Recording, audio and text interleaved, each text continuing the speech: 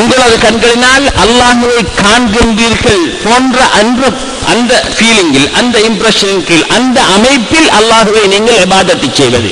அவ்வாறு செய்ய முடியவில்லை என்றால், அவ்வாறு நீங்கள் காணவில்லை என்றால், ஃபைல்லம் தக்கும் தராஹு, நீங்கள் அவனை காணவில்லை என்றால், ஃபஇன்னஹு யராக், குறைந்தது அவனாவது உங்களை கண்டு கொண்டிருக்கின்றான் என்ற உணர்வில் நீங்கள் இபாதத்து செய்வது. அப்போது ஜிப்ரீல் அலைஹிஸ்ஸலாம் அவர்கள் சொன்னார்கள், எனக்கு கியாமத்து நாளை பற்றி சொல்லுங்கள். எப்போது கியாமத்து நாள்? விடயம்.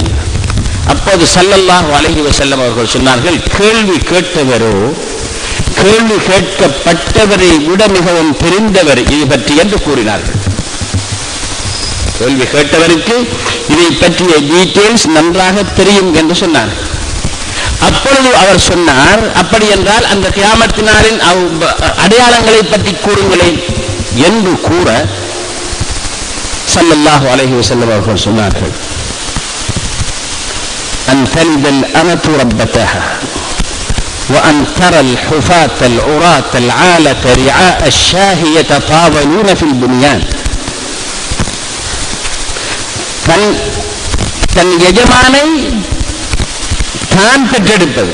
அதன் விளக்கம் மிகவும் நீண்டமானது, சில ஃபிக்ஹ் மசாயில்கள், அதை நாங்கள் ஒத்தி வைப்போம். அது ஒரு அடையாளம். இரண்டாவது அடையாளம், பாதை அணியின்றி செருப்பின்றி ஆடு மாடு மேய்த்தவர்கள் அதி உயர்ந்த மாடி கட்டிடங்களை கட்டுவார்கள். இன்று கல்ஃப் கண்ட்ரீஸிலே நடப்பது போன்று குவைத்திலே, அபுதாபியிலே, தோஹாவிலே, சவுதி அரேபியாவிலே இவைகள் எல்லாம் வாழ்ந்தவர்கள் என்ன செய்தார்கள்? வறுமையிலே இருந்தார்கள். பெரும்பாலும் ஹஜ்ஜுக்கு போபவர்களை களவெடுத்து வாழ்ந்தார்கள். அவர்களுக்கு அந்த 60 வருடங்களுக்கு முன், செல்வம் வருவதற்கு முன் செல்லுகின்ற ஹஜ்ஜாஜுகளை களவெடுத்து வாழ்ந்தார்கள். ஒரு 100 வருடங்களுக்கு முன் நான் நினைக்கிறேன், எனது தந்தை அவர்கள் சிறுவனாக இருக்கின்ற பொழுது இலங்கையிலே இருக்கின்ற முஸ்லிம்கள் ஒரு தலைக்கு 1 ரூபாய் படி சேர்த்து மக்காவிலே மதீனாவிலே உள்ள முஸ்லிம்களுக்கு சதக்காவாக அனுப்பி கொண்டிருக்கின்றார்கள். எகிப்திலே ரிலீஜியஸ் அஃபேர்ஸ் சமய அலுவல்கள் அமைச்சிலே அவர்களது பட்ஜெட்டிலே, வருடாந்த பட்ஜெட்டிலே மக்கா மதீனாவிலே வாழ்கின்ற பிச்சைக்காரர்கள் என்று ஒரு ஐட்டம் இருக்கின்றது. அவர்களுக்கு ஒரு தொகை ஒதுக்கப்பட்டிருந்தது. அந்த பட்ஜெட் 1970களின் கடைசியிலே தான் கேன்சல் பண்ணப்பட்டது.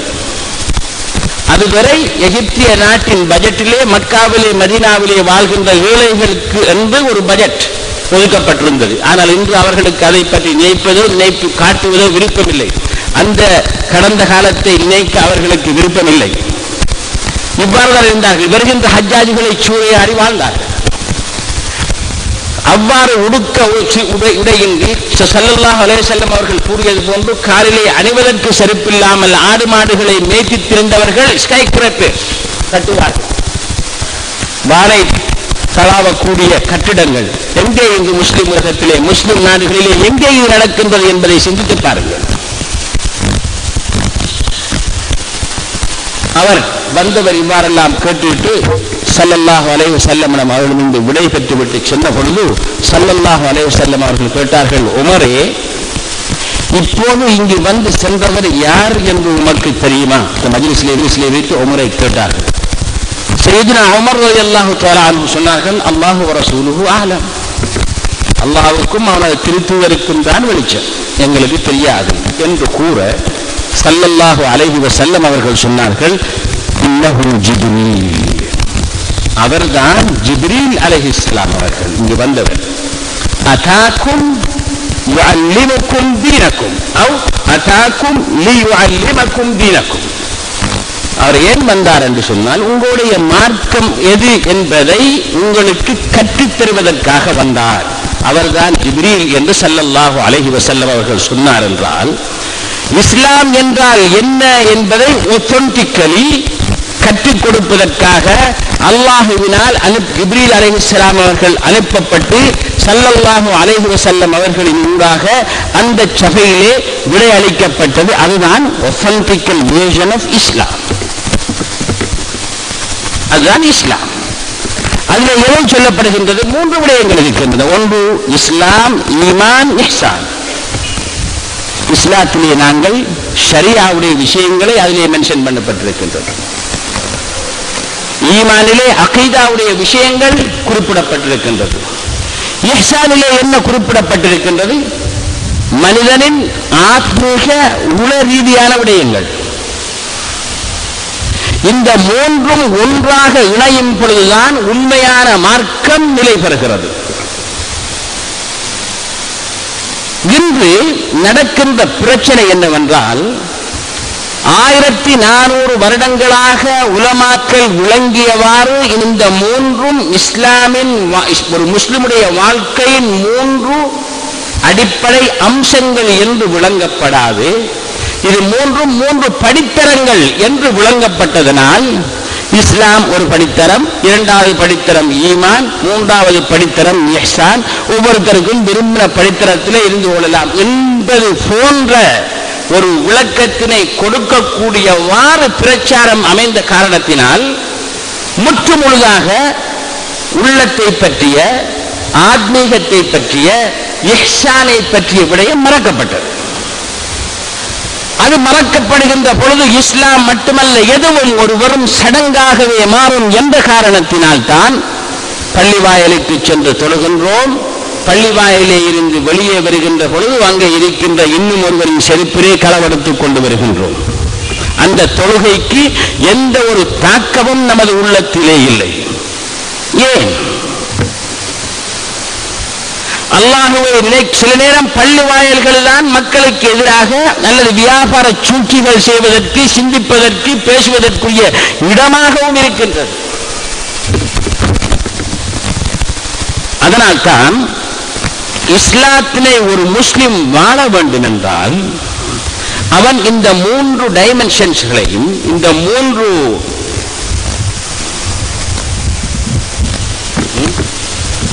அம்சங்களையும் ஒரே நேரத்திலே பின்பற்றியவனாக வாழ வேண்டும்.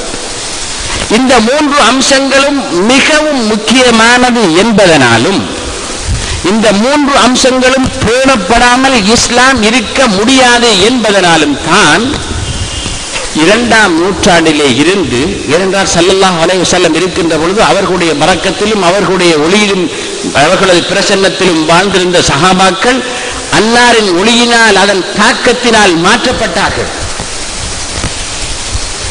தேவையானதை ஸல்லல்லாஹு அலைஹி வஸல்லம் அவர்களிடம் கேட்டார்கள், தெரிந்து கொண்டார்கள். ஒரு அத்தாரிட்டி இருந்தது. பின்பு குலஃபாவுர் ராஷிதீன்களுடைய காலத்திலே அந்த அத்தாரிட்டி அவ்வாறு இருந்தது. ஆனால் ஃபித்னாக்கள் கிளம்பியதன் பின்பு அந்த ஃபித்னாக்கள் அரசியல் ரீதியிலே கிளம்பி அது முஸ்லிம்களை பிரித்த பொழுது அங்கே பலரும் பலவிதமான அத்தாரிட்டிகளை கூறிக்கொண்டிருக்கின்ற நேரத்தில் தான் இஸ்லாம், ஈமான், இஹ்சான் என்ற இந்த 3ஐயும் மக்களுக்கு தெளிவுபடுத்துவதற்காக அதன் அவசியத்தை உணர்ந்த உலமாக்கள், பெரியவர்கள், அறிஞர்கள் தங்களை ஒன்று சேர்த்து 3 விதமான இல்முகளை, அறிவுகளை, டிசிப்ளின்ஸ் அறிமுகப்படுத்தினார்கள். அதில் ஒன்று ஃபிக்ஹ், இல்முல் ஃபிக்ஹ், ஷரியா.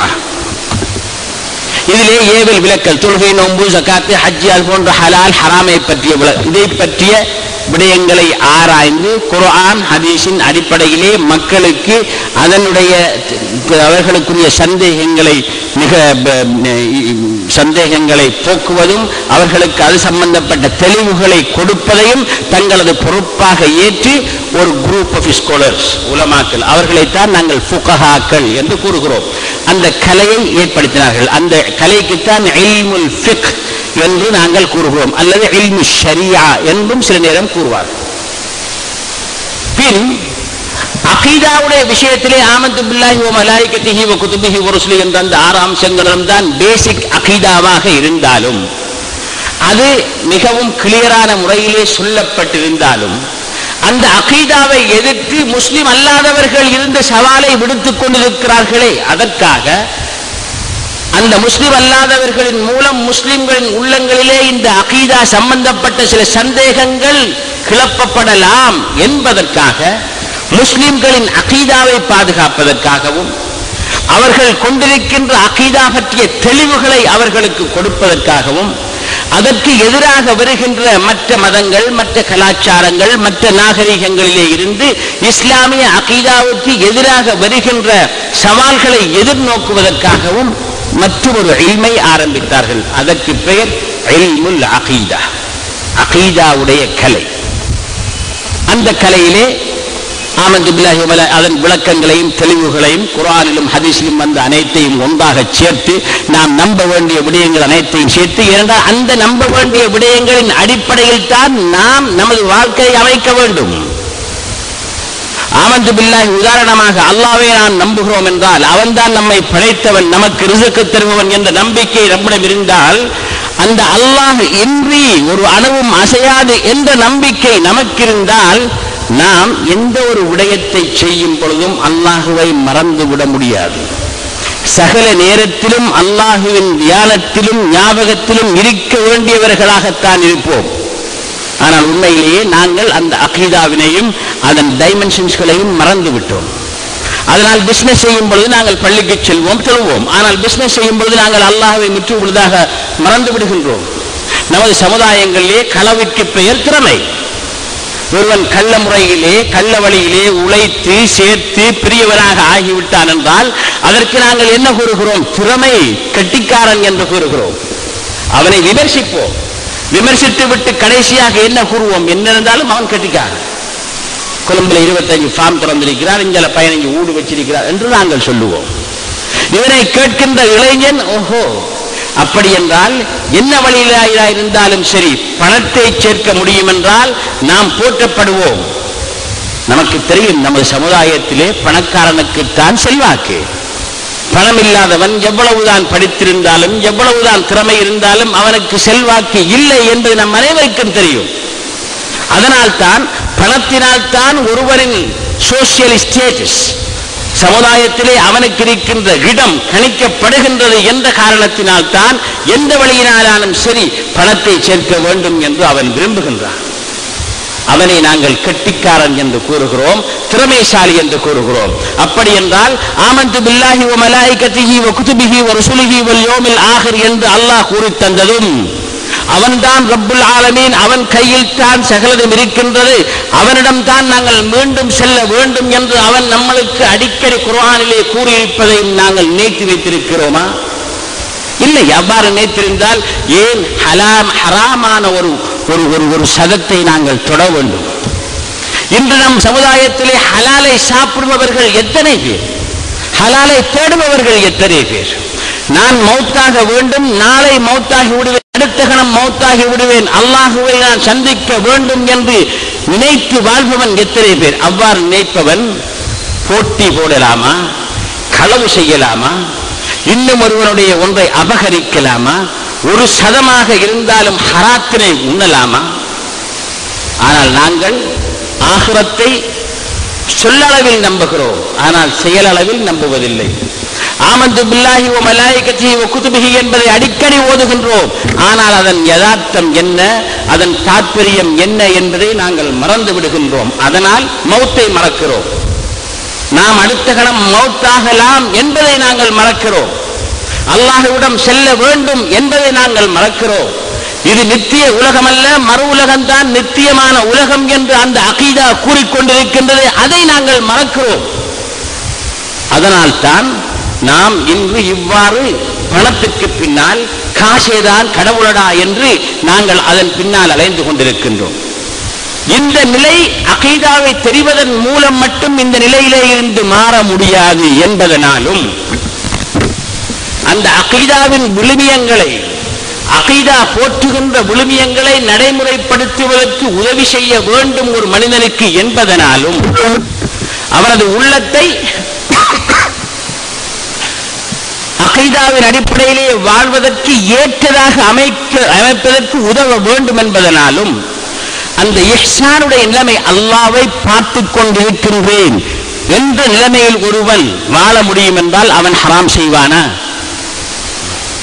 ஸல்லல்லாஹு அலைஹி வஸல்லம் அவர்கள் சொன்னார்கள், ஒரு களவெடுப்பவன் அவன் ஒரு முஃமினாக இருந்து களவெடுக்க முடியாது. அவன் களவெடுக்கும் பொழுது முஃமினாக இருக்க முடியாது.